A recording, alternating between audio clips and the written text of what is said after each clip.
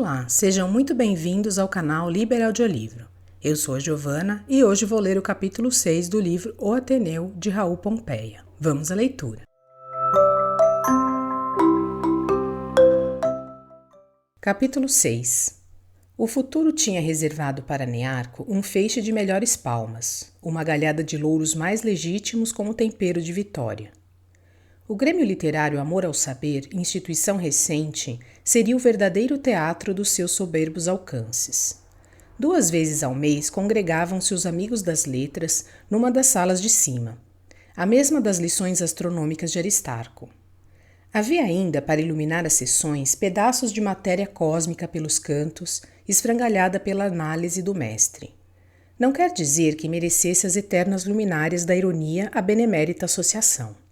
Às suas reuniões comparecia eu timidamente, para nada mais que simplesmente abusar, por excessivo consumo, de um direito dos estatutos. Podiam os alunos todos do Ateneu, em silêncio humilde, mariscar o que fossem deixando os segadores do trigal das literaturas. Assistente infalível saía cheio com a retórica espigada, que ia espalmar, prensando no dicionário conservadas de espírito, relíquia inapreciável do belo. A dificuldade que encontrara um estudante para forrar-se ao privilégio de gremista fazia-se mais a fundo venerá-lo. Nearco não teve o menor embaraço. Entrara para o estabelecimento muito adiantado. Foi imediatamente proposto, aceito e empossado. A primeira sessão, depois do triunfo ao trapézio, tive ocasião de apreciá-lo a ginástica do verbo. Debatia-se este problema, dos inesgotáveis das agremiações congêneres. Quem foi maior? Alexandre ou César? Indagação histórica difícil, evidentemente, de levar a cabo sem o auxílio da trena. Nearco arranjou a coisa a olho e distinguiu-se com a esperada galhardia. Falou durante 1h30 com uma fluência que lhe angariava para sempre o epíteto de facundo. Justapôs com o primor de um varejista de fazendas César sobre Alexandre. César protestou contra a maneira, de barriga para o ar, que nada tinha de artística. Além disso, espetava a armadura de Alexandre. Aquilo faria rir a Pompeu no armário das legendas e a maledicência do Senado, comprometendo-se a seriedade secular do homem que foi, viu e venceu. Nearco manteve-o inexoravelmente durante o percurso do paralelo crítico. César não podia contar com os legionários do bom tempo. Ali esteve a fazer caretas na sujeição inerme, anima vilis dos documentos. Alexandre, que afora o capacete via-se ainda maiorzinho que o outro, teve mais paciência, deixando-se medir até a peroração com a boa vontade de um defunto. Venceu com efeito. Nearco proclamou o magno dos magnos, diversas polegadas maior que o temerário Rubicon. O Grêmio esclarecido rejubilou. A discussão encerrou-se, não havendo mais quem falasse. Também havia 5 sessões que eram os pobres guerreiros tratados a metro. Por este memorável dia arvorou-se Nearco em notabilidade firmada. Esqueceram todos que ele fora matriculado sob o quase compromisso de não dar um passo que não fosse um salto mortal. Não descansar senão de pernas para cima em cadeiras equilibradas sobre garrafas. Não ter outro recreio que não fosse a corda bamba, por não destoar da percorrida fama. Ficou em ouvido a estreia acrobática. O Grêmio Amor ao Saber tomou-o a si em posse exclusiva como um orgulho. Não faltavam, entretanto, poetas, jornalistas, polemistas, romancistas, críticos, folhetinistas. A sociedade tinha o seu órgão, o Grêmio, impresso no Lombaerts, de que podiam ser canudos à vontade os sócios, quites e ainda, por maior riqueza de harmonias, os honorários. Entre os honorários figurava Aristarco, presidente, colaborando sempre no periódico com a transcrição em avulso das máximas de parede e mandando sempre para a 4ª página um anúncio garrafal do Ateneu, que pagava para auxiliar a empresa. Na interessante publicação apareciam quadrinhas místicas do Ribas e sonetos lúbricos do Sanches. Barreto publicava meditações, espécie de harpa do crente em prosa arrebentada. O rodapé romance era uma imitação do Guarani, emplumada de vocábulos indígenas e assinada, a Imbiré. Nearco atirou-se à especialidade dos paralelos. Começou logo por 2 de pancada, Sila e Mário, Tito e Nero. No expediente prometia-se um terceiro curiosíssimo, Plutarco e os Beócios. Esta queda para as linhas equidistantes, talento aliás de carril urbano e anexos muares, foi mais uma razão de prestígio para o extraordinário rapaz. A eloquência representava-se no Grêmio por uma porção de categorias. Cícero tragédia, voz cavernosa, gestos de punhal, que parece clamar de dentro do túmulo, que arrepia os cabelos ao auditório, franzindo com ferezo sobrolho, que se a retórica fosse suscetível de assinatura, acrescentaria, ao fim de cada discurso pesadamente, a mão do finado. Cícero modéstia, formulando excelentes coisas, atrapalhadamente, no embaraço de um perpétuo debut, desculpando-se muito em todos os exórdios e ainda mais em todas as confirmações, lágrimas na voz, dificuldade no modo, seleto e engasgado. Cícero circunspecção, enunciando-se por frases cortadas como quem encarreira tijolos, homem da regra e da legalidade, calcando os que e os cujo longo, demorado, caprichoso em mostrar-se mais raso do que o muito que realmente é, amigo dos períodos quadrados e vazios como caixões, atenuando mais em cada conceito a atenuante do conceito anterior, conservador e ultramontano, porque as coisas estabelecidas dispensam de pensar, apologista ferrenho de Quintiliano, retardando com intervalos o discurso impossível para provar que divide bem a sua elocução, com todos os requisitos da oratória, pureza, clareza, correção, precisão, menos uma coisa, a ideia. Cícero tempestade, verborrágico, por paus e por pedras, precipitando-se pela fluência como escadas abaixo, acumulando avalanches como uma liquidação boreal do inverno, anulando o efeito de assombro destampatório pelo assombro do destampatório seguinte, eloquência suada, ofegante, desgrenhada, ensurdecedora, pontuada a murros como uma cena de pugilato. Cícero franqueza, positivo e indispensável para o encerramento das discussões, dizendo a coisa em duas palavras, em geral grosseiro e malfalante, pronto para oferecer ao adversário encontro em qualquer terreno, espécie perigosa nas assembleias. Cícero sacerdócio, sacerdotal, solene, orando em trêmulo, alçando a testa como uma mitra, pedindo uma catedral para cada proposição, calçando aos pés 2 púlpitos em vez de sapatos, espécie venerada e acatada. Nearco introduziu o tipo ausente do Cícero penetração, incisivo, fanhoso, implicante, gesticulando com a mãozinha à altura da cara e o indicador em croque, marcando precisamente no ar, no soalho, na palma da outra mão, o lugar de cada coisa que diz, mesmo que se não perceba, pasmando de não ser entendido, impacientando-se até o desejo de vazar os olhos ao público com as pontas da sua clareza, ou derreando-se em frouxos de compaixão pela desgraça de nos não compreendermos, porcos e pérolas. O gesto incisivo, mais a facúndia desimpedida, mais o talento histórico dos paralelos, consagrou a primazia do gremista. O presidente efetivo da sociedade era o Dr. Cláudio, professor da casa, homem de capacidade, benévolo para os desgarros de tolice da juventude, que teria desgosto para uma semana se imaginassem que faltara uma sessão por menosprezo. Esta constância do chefe era o grande elemento de prosperidade do amor ao saber. O Dr. Cláudio conduziu os trabalhos com verdadeira perícia de automedonte, esclarecia os imbrólios, forjava adjetivos de encômios que ia dando a cada um por sua vez e a todos os estimáveis consórcios, propunha algumas teses e achava graça em outras. Nas sessões solenes pronunciava o discurso oficial. A maior utilidade do Grêmio para mim era a biblioteca. Uma coleção de 500 a 600 volumes de variado texto, zelados pela vigilância cerberesca do Bento Alves, bibliotecário eleito de voto unânime. Alves era da associação, como quase todos os alunos do curso superior. Filiava-se ao grupo simpático dos silenciosos, usufruindo os lucros da circunstância de não ser do regimento a taramela obrigatória. Fora da biblioteca, os seus serviços aos intuitos do Grêmio resumiam-se no apoiado, consciencioso e firme, à disposição sempre da melhor ideia em questões elevadas e do mais sábio alvitre em questões de ordem.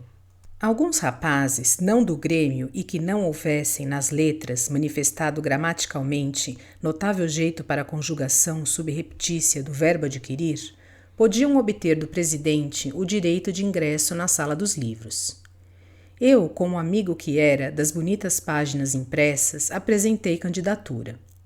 E como não divertia bastante o jogo da barra ao sol, nem o rapa tira deixa põe das pernas de aço e das carrapetas, nem o correr a panelinha das bolas de vidro espiraladas de cores, fez-se minha biblioteca a recreação habitual. Esta frequência angariou-me dois saudosos amigos, Bento Alves e Júlio Verne. Ao famoso contador do Tour du Monde devo uma multidão numerosa dos amáveis fantasmas da primeira imaginação. Excêntricos como Fogg, Paganel, Thomas Black, alegres como Joe, Passepartout, o Negro Nab, nobres como Glenarvan, Letourneur, Paulina, Barnet, atraentes como a Ouda, Mary Grant. Sobre todos, grande como um semideus, barba nitente, luminosa como a neblina dos sonhos, o lendário Nemo da Ilha Misteriosa, taciturno da lembrança das justiças de Vingador, esperando que um cataclismo lhe cavasse um jazigo no seio do oceano, seu vassalo, seu cúmplice, seu domínio, pátria sombria do expatriado. Possuía minha literatura completa de tesouros de meninos, contos de Schmidt. Visitara uma por uma, no meu burrinho, as feiras da sabedoria de Simão, de Nântua. Estudara profundamente, pelas aventuras de Gulliver, as vacilações da vida, onde mal acabamos de zombar da pequenez extrema, vem sobre nós o ludíbrio da extrema grandeza, espécie de Pascal de mamadeira entre Lilliput e Brodignac. Chegara à perfeição de duvidar das empresas de Munchausen. Isto tudo sem falar nos Lusíadas do Sanches, no Reverendo Bernardes, na refinada pilhéria do Bertoldo e no Testamento do Galo, símbolo, aliás, muito filosófico da odiosidade das sucessões, que, porventura do herdeiro, autoriza o destripamento do galináceo como a tortura shakespeariana de Liar. Júlio Verne foi festejado como uma migração de novidade. Onde quer que me levasse o Forward, ou o Duncan, o Nautilus ou o Balão Vitória, a Columbíada da Flórida ou o criptograma de Saknussemm, lá ia eu esfaimado de desenlaces, prazenteiro, ávido como os 3 dias de Colombo antes da América, respirando no cheiro das encadernações as variantes climatéricas da leitura, desde as areias africanas até os campos de cristal do Ártico, desde os grandes frios siderais até a aventura de Stromboli. A amizade do Bento Alves por mim, e a que nutri por ele, me faz pensar que mesmo sem o caráter de abatimento que tanto indignava ao Rabelo, certa efeminação pode existir como um período de constituição moral. Estimei-o femininamente, porque era grande, forte e bravo, porque me podia valer, porque me respeitava, quase tímido, como se não tivesse ânimo de ser amigo. Para me fitar, esperava que eu tirasse dele os meus olhos. A primeira vez que me deu um presente, gracioso livro de educação, retirou-se corado como quem foge. Aquela timidez, em vez de alertar, enternecia-me, a mim que, aliás, devia estar prevenido contra escaldos de água fria. Interessante é que vago elemento de materialidade havia nesta afeição de criança, tal qual se nota em amor, prazer do contato fortuito, de um aperto de mãos, da emanação da roupa, como se absorvêssemos um pouco do objeto simpático. Na biblioteca, Bento Alves escolhia minhas obras, imaginava as que me podiam interessar e propunha a compra ou as comprava e oferecia ao grêmio, para dispensar-se de mas dar diretamente. No recreio não andávamos juntos, mas eu via de longe o amigo, atento, seguindo-me o seu olhar como um cão de guarda. Soube depois que ameaçava torcer o pescoço a quem pensasse apenas em me ofender, seu irmão adotivo, confirmava. Eu, que desde muito assumira entre os colegas um belo ar de impávida altania, modificava-me com o amigo e me sentia bem na submissão voluntária, como se fosse artificial a bravura, à maneira da conhecida petulância feminina. A malignidade do Barbalho e seu grupo não dormia. Tremendo da represália do Alves, faziam pelos cantos escorraçada maledicência, digna deles. Às vezes na biblioteca, enquanto eu lia, Alves olhava-me do outro lado da mesa central de pano verde, com a mão à fronte e os dedos mergulhados nos cabelos. Olhava-me e eu o sentia sem levantar a vista, compreendendo no mais fino refolho de ninada vaidade que aquela contemplação traduzia o horror do ridículo, proverbial em Bento Alves, manietando-lhe rijamente uma demonstração efusiva. Não fosse a crítica uma criatura do tempo, eu poderia achar cômica a situação dos personagens desta cena de platonismo. Não havendo a crítica para falsear a psicologia por desdobramento, limitava-me a ser sincero, como o pobre amigo. Às vezes vinha-lhe à pálpebra uma lágrima sem origem. No movimento geral da existência do internato, desvelava-se caprichosamente. Sabia ler de modo inexprimível, fraternal, paternal, quase digo amante, tanta era a minudência dos seus cuidados. Não havia regalo, dessas mesquinhas coisas de preço enorme na carestia perpétua da prisão escolar, de que se não privasse o Alves em meu proveito, desesperando-se a fazer pena se eu tentava recusar. A conversa falava da família no Rio Grande do Sul. Tinha 2 irmãs, falava delas, do tempo passado que não as via, muito claras, de belos olhos, uma de 15 anos, outra de 12. Ele tinha 18. Falava de cuidados higiênicos meus, mudar de cama no salão azul que estava muito perto das janelas e isto havia de ser nocivo. Outras ninharias, em tom de sentida brandura, como se desejasse decrescer das proporções sólidas de sua conformação para reduzir-se à exiguidade balbuciante de uma carcaçazinha de avó, minguada de velhice, animada ainda e apenas pela febre do último alento, pela necessidade de carregar ainda alguns dias um coração, um afeto.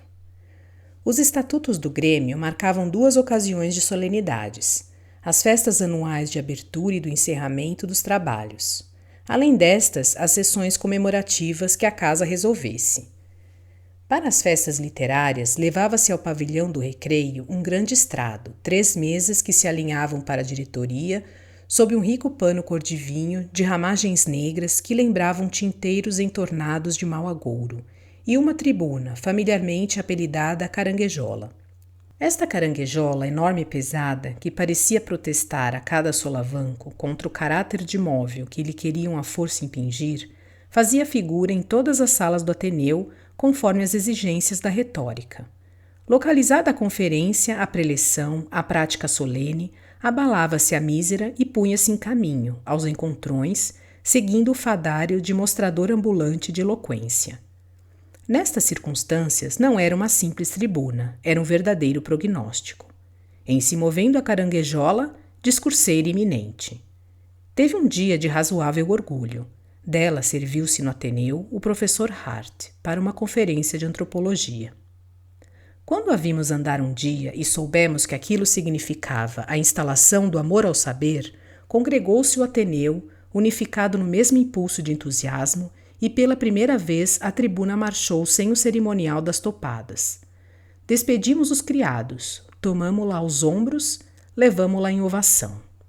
A festa inaugural esteve animada, mais do que se esperava infelizmente. Encheu-se de bancos e cadeiras austríacas o vastíssimo salão. Ao centro em frente, a mesa da diretoria, à esquerda os convidados, à direita os outros alunos, o resto, como se diz, das maiorias sem voz ativa. Sobre o pano avinhado de ramagens abria-se a pasta do secretário. Sobre a tribuna cintilava cristalino o copo das urgências instantes. Poucos oradores. Aristarco, presidente honorário, abriu a sessão com a chave do peregrino verbo, recomendando a nova associação como um tentamen honroso e de muito fruto para os moços aplicados, que teriam ensejo de se dar ao cultivo da oratória e das belas letras. Subiu em seguida à tribuna o presidente efetivo. Com a facilidade de sua elocução, fez o Dr. Cláudio a crítica geral da literatura brasileira, a galhofa de Gregório de Matos e Antônio José, a epopeia de Durão, o idílio da escola mineira, a unção de Sousa Caldas e São Carlos, a influência de Magalhães, os ensaios do romance nacional, a glória de Gonçalves Dias e José de Alencar. E passou a estudar a atualidade. O auditório que escutava, interessado, mas tranquilo, começou a agitar-se. O orador representava a nação como um charco de 20 províncias estagnadas na modorra paludosa da mais desgraçada indiferença. Os germens da vida perdem-se na vasa profunda. A superfície de coágulos de putrefação borbulha espaçadamente o hálito mefítico do miasma, fermentado ao sol, subindo a denegrir o céu com a vaporização da morte. Os pássaros calados fogem. As poucas árvores próximas no ar pesado debruçam-se uniformes sobre si mesmas num desânimo vegetativo que parece crescer, descendo, prosperidade melancólica de salgueiros. O horizonte limpo, remoto, desfere golpes de luz oblíqua, réptil, que resvalam, espelhando faixas paralelas imóveis sobre o dormir da lama. Por entre os raros caniços emergem olhos de sapo, meditando a vantagem daquela paz sombria, indolência negra, em que chega a ser vigor de vontade estrebuchar 4 arrancos através da onda grossa em busca da fêmea. A arte significa a alegria do movimento ou um grito de suprema dor nas sociedades que sofrem. Entre nós, a alegria é um cadáver. Ao menos se sofrêssemos. A condição da alma é a prostração comatosa de uma inércia mórbida. Quem nos dera a tonicidade letal de uma vasca? Trituramos a vida por igual. Como um osso, roemos o dia, pacientes de rojo, sobre o ventre, como cães ao pasto. Fosse manjar o crânio de Rogério, ao menos teríamos a tragédia. Nada. A condição é o descanso ininterrupto do aniquilamento no plano infinito da monotonia. E não é o teto de brasa dos estios tropicais que nos oprime. Ah, como é profundo o céu do nosso clima material! Que irradiação de escapadas para o pensamento a direção dos nossos astros!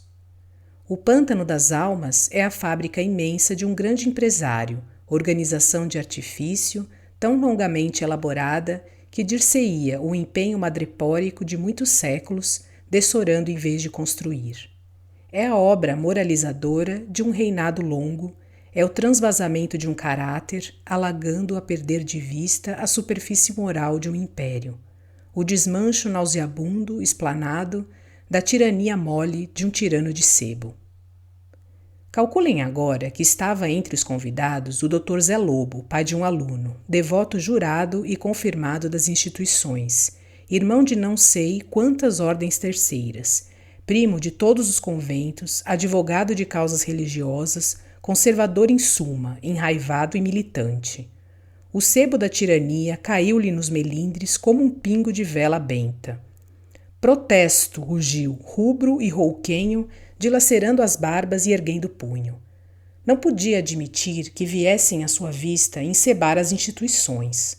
Por maior desgraça, estava também presente o senador Rubim, avô de outro aluno, senador de maus bofes, um pai da pátria padrasto, sem considerações nem papas na língua. Quem protesta contra o sebo da tirania é burro, redarguiu ao apartista com a pachorra temível dos velhos insolentes. Burro não, clamou o outro, empalidecendo sob a vergasta da injúria, nervoso, perturbado pela tensão da sala inteira que o encarava. Burro não. Tais expressões são indignas de Vossa Excelência, um senador e um velho. Burro, sim, repetiu o outro vagarosamente, como um arreganho enfastiado de insulto. Burro, sim. Aristarco conservava-se à presidência, na pasmaceira de pau dos ídolos afrontados. O salão enorme, alunos e convidados, tumultuava em vagalhões, fragmentado em partidos opostos, uns pelo senador e pela anarquia, outros pelo advogado e pela ordem pública. Muitos gesticulavam de pé, havia estudantes gritando em cima dos bancos. Os insultos voavam como pelouros. Os protestos rangiam como escudos feridos. Havia mãos pelo ar que pediam espadas. Aproveitando-se do escarcéu, o advogado ousara arremessar uns desaforos ao senador. O outro, sem ouvir bem, ia replicando com a impertinência do seu estribilho. Burro, sim! Até que, impaciente, pôs remate à polêmica com as 5 letras da energia popular que Waterloo fez heróicas, Victor Hugo fez épicas e Zola fez clássicas. Sob o peso da conclusão, Zé Lobo cedeu. Aristarco achou que era tempo de funcionar a presidência e sacudiu sobre o tumulto o badalo da ordem. O orador na tribuna, ereto e calmo, promontório sobre a tormenta, esperava que o alvoroço chegasse a termo. Apenas viu arrefecer o furor dos imprompérios. Corramos um véu sobre o cenário desolador, continuou. Vem em socorro a esperança de um renascimento. E por aí, habilidosamente, conduzindo a oração, acabou por um quadro de futuro armado em aurora sobre a tribuna, pórtico de luz, jorrando um deslumbramento que extasiou os ouvintes com o encanto dos vaticínios felizes, levando o sopro da viração matutina às nuvens do desânimo esfumadas antes sobre o panorama. Tiveram a palavra ainda 2 estudantes que moeram uma quantidade profusa de frases comuns a propósito de letras e literatos. O filho do diretor, o republicanozinho que conhecem, tinha no bolso 10 tiras, 10 brulotes de eloquência incendiária, que resolveu sufocar depois do escândalo colossal do sebo. A segunda sessão solene do Grêmio, conquanto mais pacífica, não foi menos importante. Realizou-se em princípios de outubro pelas imediações das férias. A concorrência foi maior, compareceram senhoras em grande número, o que não sucedera na deinstalação.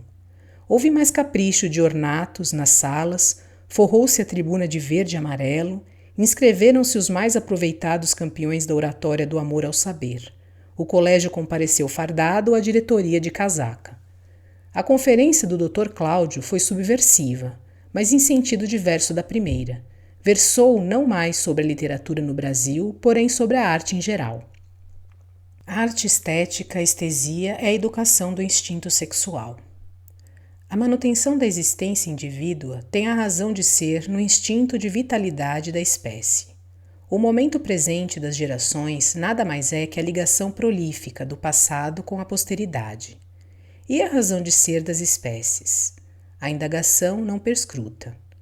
Para que o indivíduo perdure, momento genésico da existência específica no tempo, é indispensável adaptar-se às imposições do meio universal. O rio a correr não despreza o detalhe do mais insignificante remanso, nem pode sofismar o obstáculo do menor rochedo no álveo. O critério inconsciente do instinto é o guia da adaptação. O esforço da vida humana, desde o vagido do berço até o movimento do enfermo no leito de agonia, buscando uma posição mais cômoda para morrer, é a seleção do agradável. Os sentidos são como as antenas salvadoras do inseto titubeante. Vão ao encontro das impressões, avisadores oportunos e cautelosos. A cada mundo de sensações notáveis corresponde um sentido. Os sentidos teoricamente delimitados são 5, múltipla transformação de processo de um único, o tato, exatamente o sentido rudimentar das antenas. Faz-se tateando instintivamente à procura dos agradáveis, agradável visual, agradável auditivo, agradável olfativo, agradável gustativo, agradável tangível em suma. O agradável é essencialmente vital. Se é às vezes funesto é porque o instinto pode ser atraiçoado pelas ilusões. A perfectibilidade evolutiva dos organismos em função, manifestando-se prodigiosamente complexa no tipo humano, corresponde à revelação, na ordem animal, do misterioso fenômeno personalidade, capaz de fazer a crítica do instinto como o instinto faz a crítica da sensação.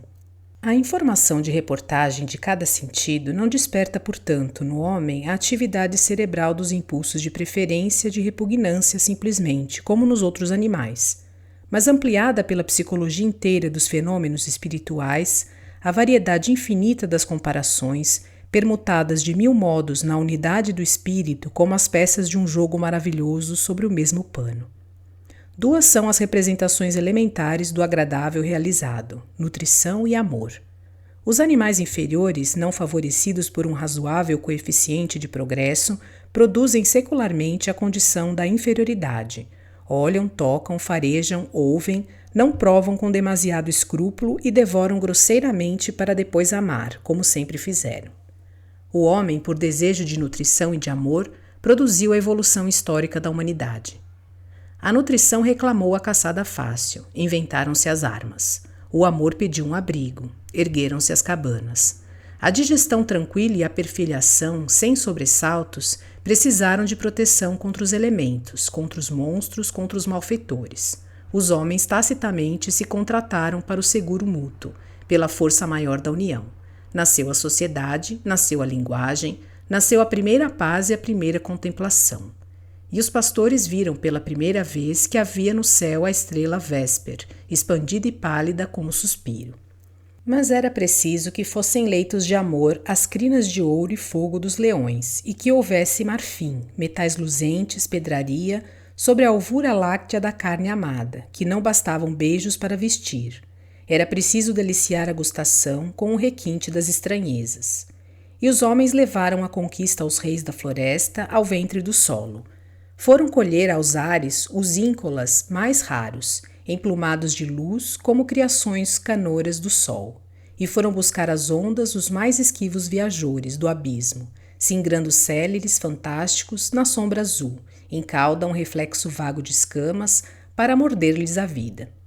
Urgiu ainda a fome, urgiu mais o amor e veio a guerra, a violência e a invasão. Curvaram-se os cativos ao látego vencedor e foram abatidas as escravas sob a garra da lascívia sanguinária, faminta de membros avulsos, olhos sem alma, lábios sem palavra, forma sem vontade, pretexto miserável de espasmos. Formaram-se os ódios de raça, as opressões de classe, as corrupções vingadoras e demolidoras. Mas a cisma evoluiu também, aquela cisma poética da pastoral primeva, que buscara os astros no céu para adereço dos idílios. O fundo tranquilo e obscuro das almas, aonde não chega o tumultuar de vagas da superfície, inflamou-se de fosforescências. Geraram-se as auréolas dos deuses, coalharam-se os discos das glórias olímpicas, as religiões nasceram. Mas era preciso que fosse palpável o espectro da divindade. As rochas descascaram-se em estátuas, os metais se fizeram carne, e houve templos, houve cultos, houve leis, vieram profetas e pontífices ambiciosos. E esta evolução da cisma, que fora amante, feita instrumento da tirania, deu lugar às práticas do terror, aos apostolados do morticínio. Mas uma lira ficara da geração primeira de cismadores, e as cordas cantavam ainda e os sons falaram no ar as epopéias do Oriente e da Grécia. Roubou-se aos sacerdotes tiranos o monopólio dos deuses para jungi-los à atrelagem do metro, que levassem através dos séculos o carro triunfal da estrofe, onda sonora de vibrações imortais. E os esculpidores dos ídolos legaram o segredo da fábrica, revelando que vinham de um molde de barro aquelas arrogâncias de bronze, e que se fazem deuses como as ânforas. E os artistas modernos recomeçaram, chamando a religião ao ateliê como um modelo de hora paga, e gravaram em tinta pelos muros as visões místicas da crença.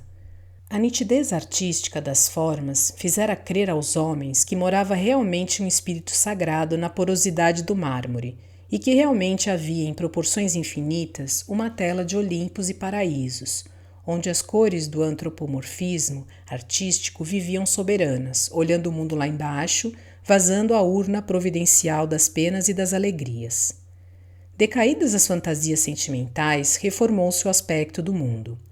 Os deuses foram banidos como efeitos importunos do sonho. Depois da ordem em nome do alto, proclamou-se a ordem positivamente em nome do ventre. A fatalidade e nutrição foi erigida em princípio. Chamou-se indústria, chamou-se economia política, chamou-se militarismo. Morte aos fracos. Alçando a bandeira negra do darwinismo espartano, a civilização marcha para o futuro, impávida, temerária, calcando aos pés o preconceito artístico da religião e da moralidade. Sobrevive, porém, o poema consolador e supremo, a eterna lira. Reinou primeiro o mármore e a forma, reinaram as cores e o contorno, reinam agora os sons, a música e a palavra. Humanizou-se o ideal. O hino dos poetas do mármore, do colorido, que remontava ao firmamento, fala agora aos homens, advogado enérgico do sentimento. Sonho, sentimento artístico ou contemplação é o prazer atento da harmonia, da simetria, do ritmo, do acordo das impressões, com a vibração da sensibilidade nervosa. É a sensação transformada. A história do desenvolvimento humano nada mais é do que uma disciplina longa de sensações. A obra de arte é a manifestação do sentimento. Dividindo-se as sensações em 5 espécies de sentidos, devem os sentimentos corresponder às 5 espécies e igualmente às obras de arte. Da sensação acústica vem a estesia acústica, sentimento nos sons, nas palavras, eloquência e música. Da sensação da vista, a estesia visual, o sentimento na forma, no traço e no colorido, escultura, arquitetura, pintura. Da sensação palatal e olfativa nasce o sentimento do gosto e do perfume, artes menos consideradas pela relativa inferioridade dos seus efeitos. A sensação do tato, secundada por todas as outras, dá lugar ao sentimento complexo do amor, a arte das artes, arte matriz, razão de ser de todas as espécies de estesia.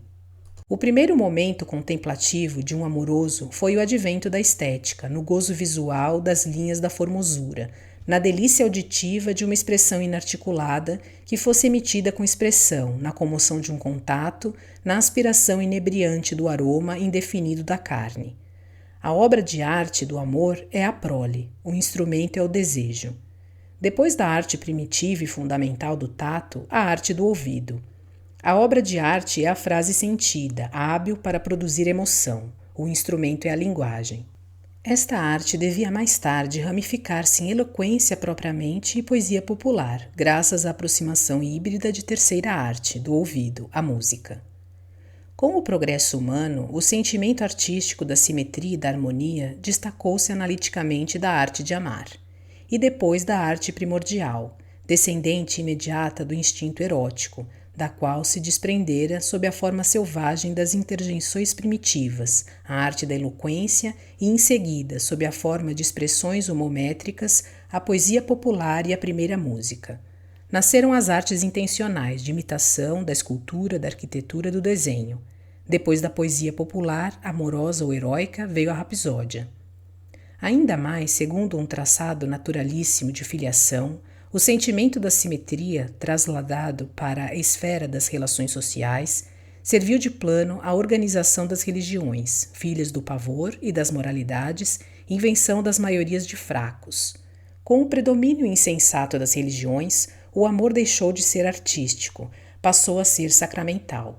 Com o predomínio das moralidades, deixou de ser um fenômeno, passou a ser um ridículo ou uma coisa obscena. Por um raciocínio de retrocesso, se ponderarmos que a moralidade é a organização simétrica da fraqueza comum, que a religião é a organização simétrica do terror, que a simetria, isto é, harmonia e proporção, é a norma artística das imitações plásticas, da ingênua admiração da criatura primitiva, e que esta admiração prazenteira, testemunhada por uma tentativa de desenho ou de estátua, por um canto popular ou por uma interjeição veemente, nada mais é do que um modo acentuado de um esforço de atenção, e que a primeira atenção dos homens, no princípio, além da de Adão que o diga, devia ser do indivíduo de um sexo para o indivíduo de outro sexo, teremos averiguado o aforismo paradoxal de que a arte subjetivamente, o sentimento artístico, nas suas mais elevadas, mais etéreas manifestações, é simplesmente a evolução secular do instinto da espécie. Esta é a sua grandeza, e por isso vai zombando através das idades, das vicissitudes tempestuosas do combate pela nutrição, dos próprios exasperos homicidas do amor. A arte é primeiro espontânea, depois intencional. Manifesta-se primeiro grosseiramente por erupções de sentimentos e faz o amor concreto, a interjeição, a eloquência rudimentar, a poesia primitiva, o primitivo canto. Manifesta-se mais tarde, progressivamente, por efeitos de cálculo e meditação, e dá o epós, a eloquência culta, a música desenvolvida, o desenho, a escultura, a arquitetura, a pintura, os sistemas religiosos, os sistemas morais, as ambições de síntese, as metafísicas, até as formas literárias modernas, o romance, feição atual do poema no mundo. As manifestações espontâneas são coevas de todas as sociedades. A poesia popular, por exemplo, não desaparece, nem a eloquência, ainda menos o amor. As manifestações intencionais, que nada mais são do que transformações, ampliações, aperfeiçoamentos do modo primitivo de expressão sentimental, sujeitam-se aos movimentos e vacilações de tudo que progride. O coração é o pêndulo universal dos ritmos. O movimento isócrono do músculo é como aferidor natural das vibrações harmônicas, nervosas, luminosas, sonoras. Graduam-se pela mesma escala os sentimentos e as impressões do mundo. Há estados de alma que correspondem à cor azul, ou às notas graves da música. Há sons brilhantes como a luz vermelha que se harmonizam no sentimento com a mais vívida animação. A representação dos sentimentos efetua-se de acordo com essas repercussões. O estudo da linguagem demonstra: a vogal, símbolo gráfico da interjeição primitiva, nascida espontaneamente e instintivamente do sentimento, sujeita-se à variedade cromática do timbre como os sons dos instrumentos de música. Gradua-se em escala ascendente o, A e I, possuindo uma variedade infinita de sons intermediários que o sentimento da eloquência sugere aos lábios, que se não registram, mas que vivem vida real nas palavras e fazem viver a expressão, sensivelmente enérgica e emancipada do preceito pedagógico de improviso, quase inventada pelo momento. Há ainda na linguagem o ritmo de cada expressão. Quando o sentimento fala, a linguagem não se fragmenta por vocábulos, como nos dicionários. É a emissão de um som prolongado, a crepitar de consoantes, alteando-se ou baixando conforme o timbre vogal. O que move o ouvinte é uma impressão de conjunto. O sentimento de uma frase penetra-nos, mesmo enunciado em desconhecido idioma. O timbre da vogal, o ritmo da frase dão alma à elocução. O timbre é o colorido, o ritmo é a linha e o contorno.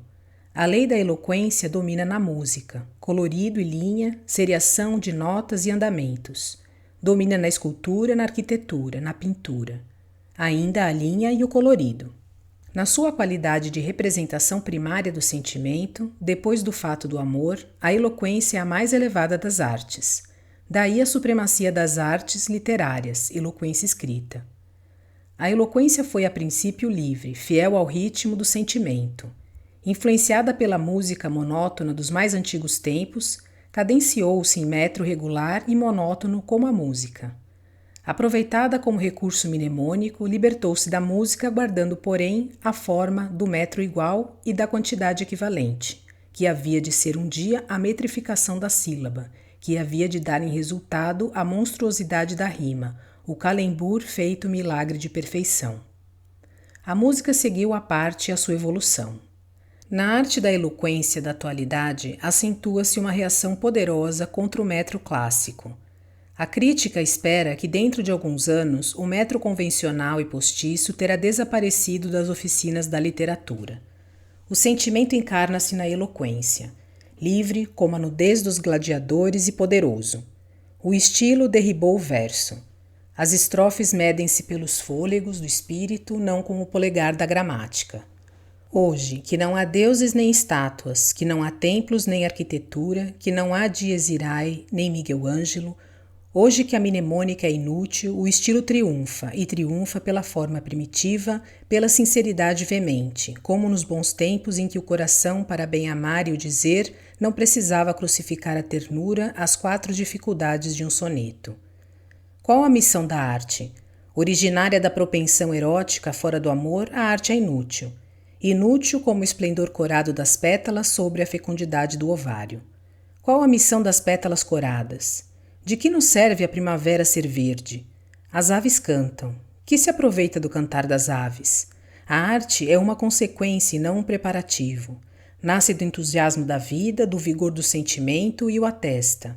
Agrada sempre porque o entusiasmo é contagioso como um incêndio. A alma do poeta invade-nos. A poesia é a interpretação de sentimentos nossos. Não tem por fim agradar. E depois reclamar títulos de utilidade às divagações graciosas de uma energia da alma, que significa em primeira manifestação a própria perpetuidade da espécie? Além de inútil, a arte é imoral. A moral é o sistema artístico da harmonia transplantado para as relações da coletividade. Arte sui generis. Se é possível eficazmente o regime social das simetrias da justiça e da fraternidade, o futuro há de provar. Em todo caso, é arte diferente, e as artes não se combinam senão em produtos falsos de convenção. Poema intencionalmente imoral é o mesmo que estátua policroma ou pintura em relevo. Apenas uma coisa possível, nada mais. Há também quem faça flores, com asas de barata e pernas. A verdadeira arte, a arte natural, não conhece moralidade, existe para o indivíduo, sem atender à existência de outro indivíduo. Pode ser obscena na opinião da moralidade, leda pode ser cruel, Roma em chamas, que espetáculo, basta que seja artística. Cruel, obscena, egoísta, imoral, indômita, eternamente selvagem, a arte é a superioridade humana, acima dos preceitos que se combatem, acima das religiões que passam, acima da ciência que se corrige, embriaga como a orgia e como o êxtase, e desdenha dos séculos efêmeros. À vista da tranquilidade do auditório, subentende-se que não estavam presentes os dois heróis da primeira sessão solene. O Dr. Zé Lobo não viera, para não encontrar o senador. O senador Rubim não viera, para não encontrar o Dr. Zé Lobo. Impulsos equivalentes em sentido contrário anulam-se. Havia na sala diversos ouvintes que se distraíam de perseguir com atenção a galopada de hipógrafo em que se elevava a eloquência do orador. Bento Alves outro o malheiro, moreno, nervoso, carrancudo, o primeiro ginasta, outro o barbalho. A preocupação de Bento Alves era uma injúria. Entre ele e Malheiro havia rixa velha de emulação. Malheiro não lhe perdoava a culpa de ser bravo.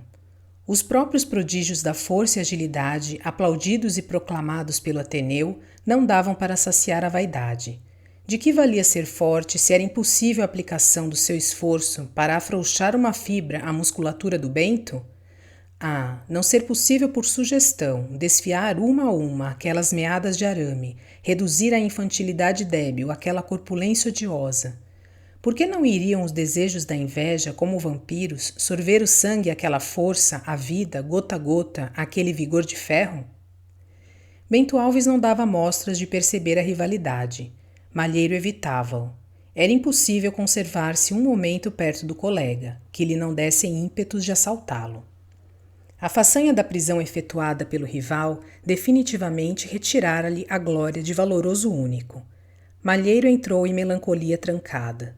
O rosto moreno amorenou-se mais. A animação de um brilho não lhe chegava à janela do olhar. O sorriso nos lábios não abria a porta. Dir-se-ia um frontispício de luto. Ficou a ruminar o projeto de um encontro. O meu bom amigo, exagerado em mostrar-me melhor, sempre receoso de importunar-me com uma manifestação mais viva, inventava cada dia nova surpresa e agrado. Chegara ao excesso das flores. A princípio, pétalas de magnólia seca com uma data e uma assinatura, que eu encontrava entre folhas de compêndio. As pétalas começaram a aparecer mais frescas e mais vezes. Vieram as flores completas. Um dia, abrindo pela manhã a estante numerada do salão do estudo, achei a imprudência de um ramalhete. Santa Rosália, da minha parte, nunca tiveram assim. Que devia fazer uma namorada? Acariciei as flores, muito agradecido, e escondi-as antes que vissem. Mas o barbalho espiava, ultimamente constituído fiscal oculto dos meus passos. As circunstâncias o tinham aproximado do malheiro, e o açafroado caolho pretendia manejar a rivalidade dos dois maiores. Um conflito entre Malheiro e Bento podia ser a vergonha para mim. O malheiro, com o vozeirão grave de contrabaixo, começou a infernizar-me por epigramas. Queria incomodar o Alves, mortificando-me, julgando que me queixasse. Eu devorava as afrontas do marmanjo sem descobrir o meio de tirar correta desforra. Barbalho lembrou-se de tomar as dores. Depois de incitar o malheiro contra mim, incitou o Bento contra o malheiro. Procurou-o misteriosamente e informou. O malheiro não passa pelo Sérgio que não pergunte quando é o casamento. É preciso casar. Ainda hoje pediu convite para as bodas. O Sérgio está desesperado. O furor do Alves não se descreve. Furor poderoso dos calados. Uma onda de apoplexia ruborizou-lhe as faces. Por único movimento de indignação, contraiu os dedos como estrangulando. Procurou o malheiro e, com a voz talvez alterada, mas sem ódio, fez intimação. Amanhã é a sessão de encerramento. Em meio da festa saímos ambos. Preciso falar-lhe das bodas. Malheiro percebeu. Era o sonhado encontro. Apenas desceu da tribuna o presidente efetivo do Grêmio, os adversários deixaram as cadeiras. Barbalho saiu pouco depois. Notei o movimento e adivinhei mais ou menos. Quando saímos do pavilhão, fim da solenidade, um criado entregou-me um envelope, uma carta do Alves a lápis. Estou preso, antes que te digam que por alguma indignidade previno, por ter dado uma lição ao malheiro. Minutos depois, Franco, muito satisfeito, contava a todos. Tinham lutado no jardim o malheiro e o Alves. Que briga dos dois brutos! Alves saíra ferido com um golpe no braço, acreditam que de navalha. Malheiro estava no dormitório. Avisados pelo Alves, os criados tinham ido buscá-lo sem sentidos ao fundo de um bosquete no parque. Sem sentidos, garantiu Franco. Que pândega, que sopapos! Ora o malheiro malhado. Soube-se que Barbalho espreitara o combate através dos arbustos. Antes de o ver acabado, corria ativo e concentrando a vesgueira numa só atenção de intrigante. Preparava as coisas de modo que, ao voltar do jardim, Bento Alves foi surpreendido por uma ordem de prisão do diretor. Não denunciar nunca é preceito sagrado de lealdade no colégio. Os contendores recusaram-se a explicações. Bento Alves negou o braço a exame e a curativo. Malheiro, em panos de sal, fingindo-se muito prostrado, oferecia o mais impenetrável silêncio às indagações de Aristarco e protestava esborrachar as ventas a quem caísse na asneira de insinuar o bedelho no que não era da sua conta. Ora, o malhado, resmungavam os colegas, mas tratavam de esquecer o caso. Por minha parte, entreguei-me de coração ao desespero das damas romanceiras, montando guarda de suspiros à janela gradeada de um cárcere, onde se deixava deter o gentil cavalheiro para o fim único de propor assunto às trovas e aos trovadores medievos.